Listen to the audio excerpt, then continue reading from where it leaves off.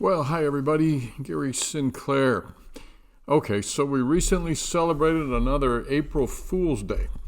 I get sucked into someone's prank every year thinking that, as The Who sang many years ago, I won't get fooled again.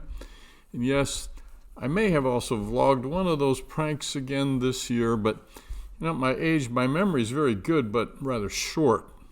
So you might want to ask someone who reads or watches my posts, one of the 700 who saw, well, that one maybe.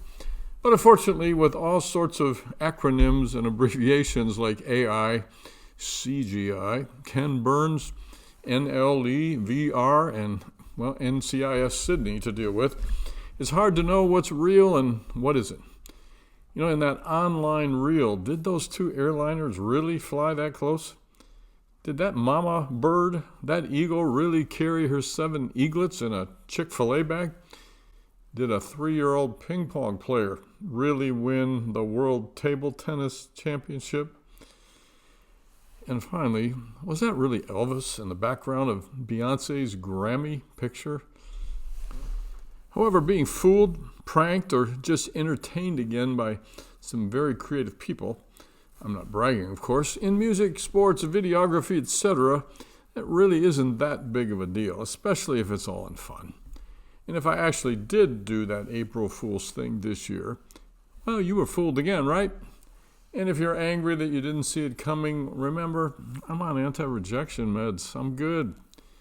In contrast, though, true or false, real or not real, is a much bigger issue when it involves people's health, personal relationships, deception that hurts or shames, or making money by cheating.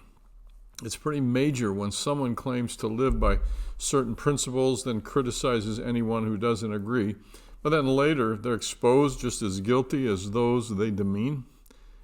So are there attitudes and actions that we might be alert to in others and also apply to ourselves if needed that could be signs of deeper issues with honesty, genuineness, and good character?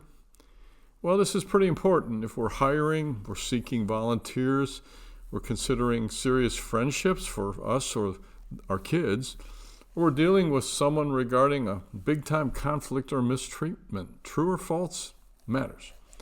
So first, you might notice whether someone has the tendency to cover up all their personal negatives and appear to always be trying to look good.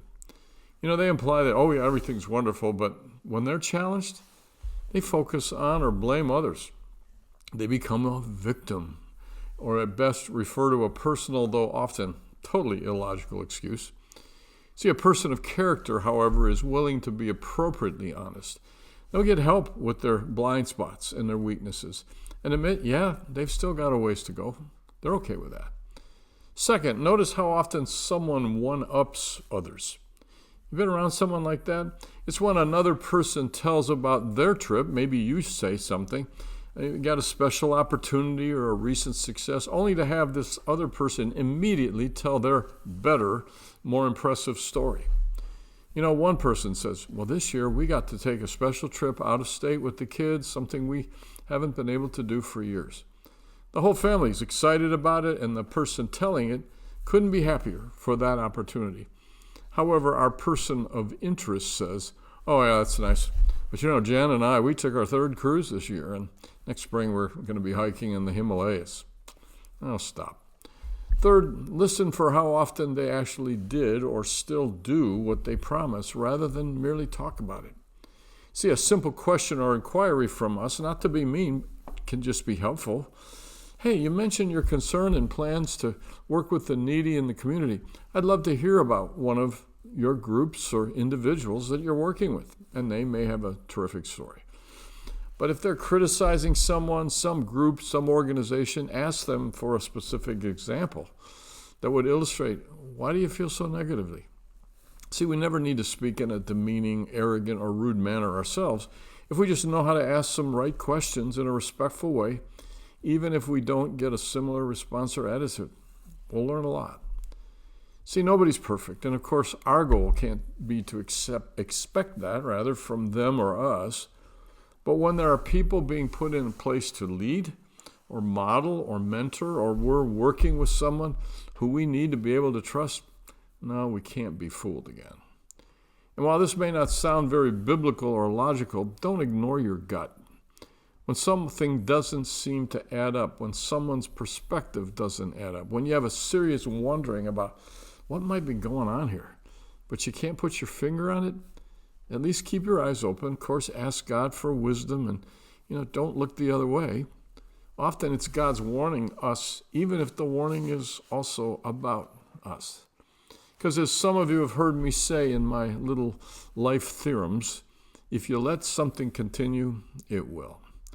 The truth is still our best foundation as we relate to others and grow ourselves. Jesus said in John 8:32, "You will know the truth, and the truth will set you free." Yeah, you'll get freed even after one of those April Fools people tricks you again. Shame on them. Talk to you next time.